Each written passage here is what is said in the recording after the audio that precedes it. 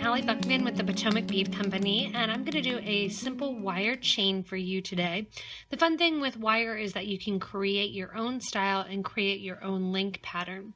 This simple chain is going to be using 20 gauge wire, and we're going to be doing a lot of coiling. And for this, in addition to the 20 gauge wire, we're going to use some tools, both standard tools and then non-traditional tools. The 20 gauge wire that I'm working with is sterling silver dead soft wire.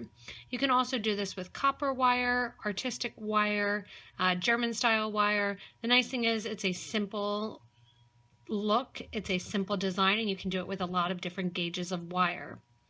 The gauges of wire that I would pick are between 22 gauge and 18 gauge wire because that's going to keep its shape. 20 gauge wire is perfect for this. It's thick enough to hold its shape and to keep the shape as you're wearing it, but it's also thin enough that it's easy to bend and you'll be able to get a lot of beads through your project. For this, you're going to use about 6 feet of wire, depending on the length. If you want a 32-inch necklace, about 6 feet of wire. You are going to have a little bit of waste. I'm going to be doing a shorter wire in this turquoise, and this turquoise is a natural blue turquoise. It's an 8 by 10 millimeter nugget, and it's actually from Sonora, Mexico. It's Campitos turquoise, so it's fun little nuggets, and the 20 gauge wire fits that really nicely. The 20 gauge wire in my example also fits these lentils here that I used in my sample piece, and this is a 1-hole lentil. I thought it just kind of gave it a fun look that they turn back and forth. As far as tools go, if you need any of these materials, including the tools, you can press on the link buttons here that'll drop down on the left-hand side. 4 tools, so I have my beads, I have my 20 gauge wire, and then my tools. There's 3 tools that are essential for this, and then 1 non-traditional. I have my sparkle tool set here, and these are my wire cutters. The wire cutters have a flush side and a V side. We're always going to be using that flush side face down. In addition to that, I have my round nose pliers to help make my perfect little round loops. And then I have my bent needle nose pliers here. And I like those because they help me get really, really close in next to my beads as I'm working and flattening out the wire. In addition to those 3 pliers, I do have a simple standard Bic pen. That's what I'm using to get the size of my loops as I'm working with them. You can use a thin Sharpie, which was used for my example piece. I decided to go a little bit thinner with my beads and use a Bic pen, but there's a lot of household items that are rounded in shape that are pretty firm that you can bend around. So keep that in mind when you're looking and designing what you want your chain style to look like. We're going to be doing the whole thing out of raw wire. If you would like to, you could add a clasp. You can make it long enough that it can fit just right over your head. I'll do a clasp for my piece here in my turquoise as I'm working with it. To get started, we are going to put out some of our turquoise to use, and I have my raw wire. I tend to work right off the roll normally as I'm working with the wire, but because I'm going to be showing you guys, I will cut a length of wire and work with it. That way you don't have to constantly see the roll in frame.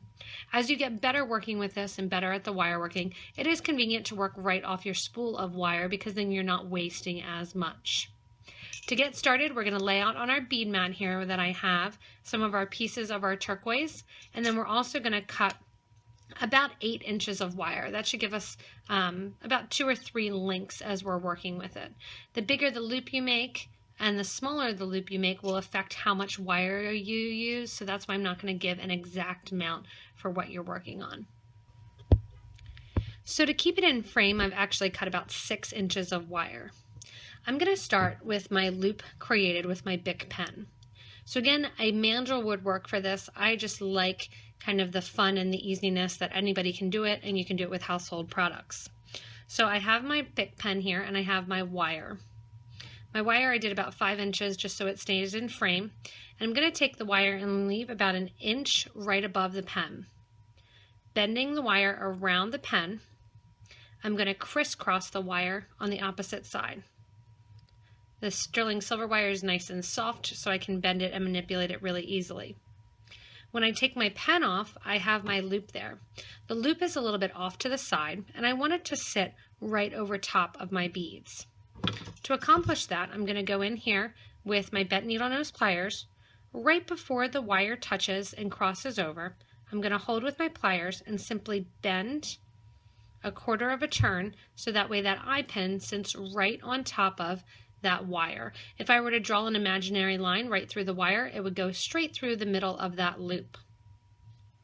Now what I'm going to do is coil that loop to make sure that it doesn't come apart as I'm working with my chain. I'm going to hold my loop right before that X there on the loop side. Then I'm going to take my left hand. If you're right-handed, you'll be holding with your right hand and you'll be turning with your left. If you're the opposite, you want to do the opposite. So if you're left-handed, you'll be holding with left and coiling with your right. I'm going to take that wire, the shorter piece, around the longer piece of wire, coiling down so it looks almost like a light bulb end. I'm going to do that 3 times. So I see 3 coils. 1, 2, 3. Once I have those coils, I'm going to take my wire cutters face down, flat side down, and I'm going to cut off that extra wire. When I cut off the extra wire, it does waste a tiny bit of wire, but it also doesn't poke and jab my fingers. So that's one thing to think about. If you're using sterling, sometimes it's worth a tiny bit of waste in order to not have to poke your fingers. When I do cut, I'm going to have a little tiny bit of wire that's sticking up that could jab me or catch on a sweater or a shirt. So I want to go in right away and try to pinch that down. When I pinch it down, I want to think about the fact, if this were my 3 pieces of wire, that the last piece of wire that is sticking up, I don't want to bend it downward. I want it to stick right next to the other 3, and I want it to coil around the piece. So I actually go in with my pliers. If my hands were my pliers here, I'm going to go in and actually go in at an angle and push that last piece down. I'm not going to kind of gently try to push it down. I'm actually going to go right in and push that down. Once you have that bottom loop there, you're going to stick your piece of turquoise on. So I'm going to pick a piece of my turquoise here, put it on my wire, and it's easily going to fit on the wire. I'm going to hold my loop then with my left hand, and I'm going to pick up my round nose pliers. Once I pick up my round nose pliers, I'm going to leave right about 1/8 of an inch right above my bead, and I'm holding with my round nose pliers right in the middle of that wire. I'm going to be doing the loop so that it faces the opposite direction from my initial loop. So the big loop is going to face towards me. The small loop that I'm making separate is away from me. Once I have that 1/8 of an inch above my bead, I'm holding my bead and my wire underneath, and I'm turning my pliers back away from me 90 degrees. So I'm going to have that 90-degree angle. I'm then going to go to the very back of the round nose pliers to make my loop and to make it a consistent size. I'm taking the wire over the top of those round nose pliers till I hit the bead. Once I hit the bead, I'm going to switch the pliers a little bit there, rotate them, and take the wire back to 90 degrees. So it starts with that 90-degree term, and then it ends with that 90-degree term. When you're looking at it here, you want it to sit, so that way the wire loops are facing in opposite directions. When you can see the small one, you just see a line of the big one. When you see the big one, you just see the line from the small one. Just like the other side here, I'm going to hold with those bent needle nose pliers, and I'm going to hold right above that crease where the wire goes around itself. I'm going to coil just like the other side, that 3 times, and then I'm going to cut off the extra wire. Once you have that little stem of a wire sticking up, you want to go ahead in with your needle nose pliers and just pinch that wire down. You can continue to make several of these if you want, or you can start to actually link them together as you build. So you can choose to make a bunch and then link them together like I did here if you want, where it's just an eye pin on one side, 3 beads, and an eye pin on the other. Or you can choose to actually link all the same style. This piece that I'm going to do, I'm doing a little bit differently here than the model piece. In the sample piece, I did use that little link in between. Here what I'm going to do is turn the loops, like I said, opposite ends. When I turn them in opposite ends, that's going to allow the necklace to sit really nicely with that open loop always facing up. It's going to be easy then to connect to and to add to. This little piece of wire that I have left is going to be just enough to do one more loop. If you do have a piece that's not enough, you can just kind of set it to the side and then you can come back to it. Showing how to do another one, I'm going to work right off my spool. And I usually just take the wire about 2 inches off the spool. I then take my pen here and again my inch above, and I'm going to turn that wire right above the pen. Once I have that and it's on my spool, I'm going to go in right at the start of that intersection, so right where that wire intersects. And I'm going to hold with those needle nose pliers and just bend the wire that 30 degrees. Again, go in with my pliers here, and I'm going to coil. If you want to make a bunch of these on your own, you're coiling it and then cutting it off about 3 inches down and continuing to build. For this one, I want to get this linked together, so I am going to add another link that I made to the loop. So that small link is going to go right inside that big loop. I'm going to hold the wire right above the crease and bend that extra wire around. Once I have that wire coiled 3 times, I'm going to go in and cut off the extra little bit with my wire cutters. And I'm going to go in with my bent nose and just flatten out that little piece. Once I have that flattened out, again, I'm going to leave myself about 2.5 to 3 inches and cut off my spool. I'll pick up another piece here of the turquoise and let that drop onto my wire. Holding the loop flat, I'm going to pick up the round nose pliers and I'm going to hold it about 1/8 of an inch above the bead, hold the bead, and bend the pliers back 90 degrees. You'll be able to see both jaws of the pliers. I'm going to bring my wire over top of that round nose jaw. When it hits the bead, I rotate the pliers 90 degrees and take the wire back for the loop. Once I have that, I can go in and coil and continue making. I did pre-make a couple beads just to show you how you would actually attach to a chain if you did forget that you already had one. So if I have one and I coil it and I forget, the next one that I want to do, I'm going to actually link the big one into the small, just like I did with the small going into the big. So it's the same method. Once I have that, I hold my wire and I coil downward 3 times. I do like my beads to have a little play and a little bit of movement, so I don't coil really tightly next to my beads because I do like them to move around. Also, the natural blue turquoise, if it is stabilized, it's not dyed whatsoever. The color is exactly like you see, and that bead turquoise is a little bit soft and a little bit brittle, so I don't want to go in and really push down right near the ends of it because I don't want to damage the turquoise as I'm working with it. I'm going to continue on creating more of those loops and linking them all together. I'm going to make the chain longer here and continue working and creating my project. Just showing now as I get longer and longer here, and I have my chain about 10 inches done.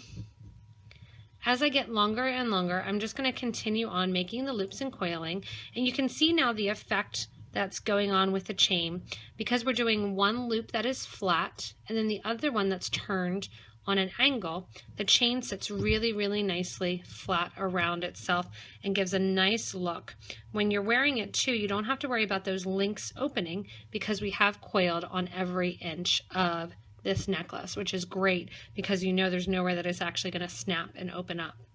If you decide that you do want to do links to link them, and this was just something quick that I was doing while I was working the Tucson Gem Show, you want to use at least 20 or 18 gauge in order to make those little links when you're working on them.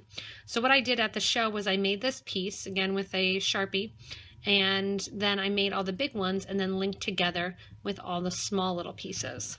The one that we're doing now, I'm just making as we go, which I actually like better, the look of better, and I'm linking them all as I'm making them. So I'm going to continue on making those loops and the coiled loops to get about a 16 to 18 inch necklace. For this necklace, because I cannot slip it over my head, I will do a wire clasp too that is handmade as well for you.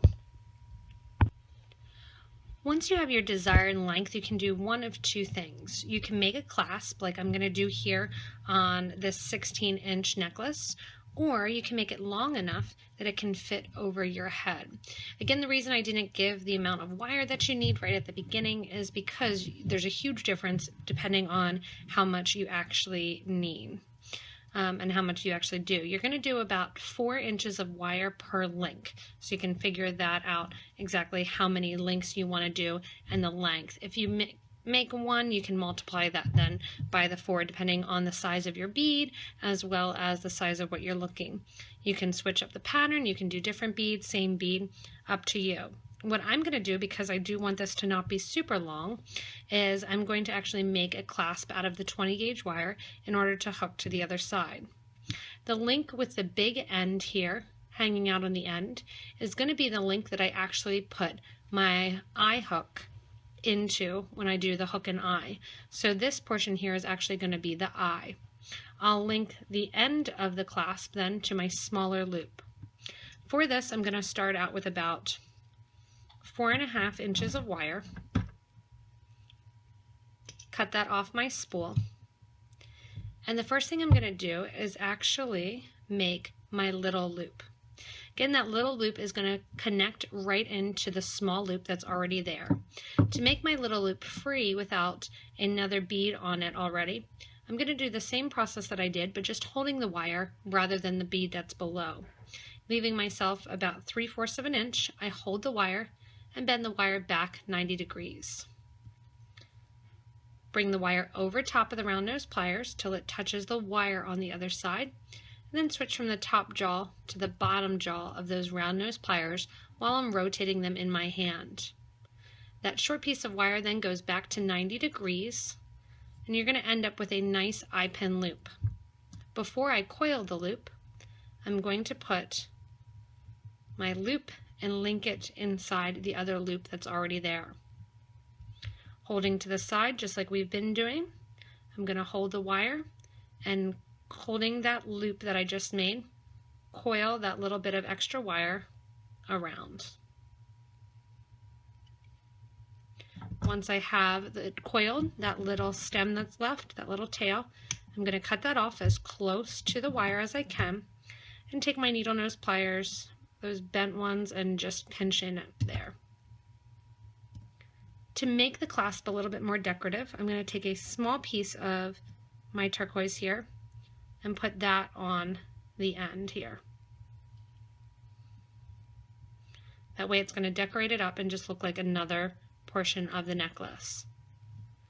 To do the loop on the other side and to do my eye hook, because this is 20 gauge wire, I could hammer out, but it's not going to hold its shape really, really well.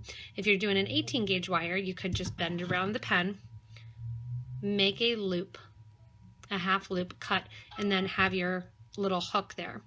What I'm going to do is actually go out about an inch on my piece here, hold with my pliers, actually switch to my round nose here. So I'm out right a little bit, about 3/4 of an inch. And I'm going to bend my wire at the tiniest point right back on itself. So I'm going to have that wire bent back and it's going to end right at the beginning of the coil. I'm going to take those pliers then and pinch that together so that it's nice and flattened out together right at the end. As you get to the bottom here, I'm going to grab right above the bead and I'm going to bend that extra piece of wire that I had left right around the other one here and then cut off that extra little piece. So right now what I have is I have my bead right after my coil, and then I have the wire that I just doubled over and brought straight back. I'm going to pinch that little end there. And now what I get to do is actually make my loop that I'm going to link into. The wire here is doubled, so that way it's nice and strong in order to do that. And all I'm going to do is go in with my Bic pen here. I'm going to hold it right at the base of the bead, and I'm going to bend those 2 wires right around that pen. And that's going to make my little link there, my loop to bend into. I want it to sit right over top of the bead, so I'm going to bend that loop that I made just back a little bit, take my pliers, and pull that loop closed a tiny little bit. So that way that loop that I just made stays nice and closed. Just to make it a little bit decorative on the end, I'll take my pliers here and holding them, bend up the end so it has a little bit of a bend in it. I'm going to pinch that closed, and that's going to actually be my clasp then, which is going to go right into the other side of my necklace. If you have something that you're using that's really lightweight for your beads, you want to make sure to pinch that closed as much as you can, because you don't want it to open a lot as you're wearing it and lose your necklace. If you do have light beads, you may also want to use the smaller end to go into, because that way it's less of a chance that it'll come apart. I like that this gives it a very homogeneous look, that it all looks the same. The clasp looks like it was part of it, and you're making it all out of wire, so you don't actually need a clasp or closure. If you're somebody that wears your jewelry really hard or a lot, you may want to put a different clasp on it. That's up to you if you want to create. Also, if you want to, at your starting loop, you can double that as well. But this is a really easy way to take raw wire and actually make your entire necklace, not having to worry about any stringing wire or any links or any findings. You can jazz this up with extra beads or some silver daisies on either side and really play around with your bead selection. This looks great when you use a multitude of different beads, as well as the look of the same bead on it for this one here that I did that's 16 inches. So play around, have fun, look at the different objects that are in your house that you can make into a mandrel, get different sizes, different shapes, perhaps something that's teardrop shaped, to make your own chain and to really accentuate the beads that you are using. Hopefully while you guys are doing this, you've actually enjoyed working with the raw wire, and I know a lot of people that watch this channel do a lot in seed beads, so this will give you some ideas to hopefully and spark some creativity when it comes to wire. It also gave a great look at some of the different tools and how they're used and how you can use them. Again, if you need any of these materials, the one-hole lentils or the actual natural turquoise, you can get that on our site back at the beginning, or underneath this video there's a little drop down that says show more under the details, and that'll give you links to all the products that are used as well. If you want to stay connected with us more, you can watch the rest of our YouTube videos by subscribing to this YouTube channel.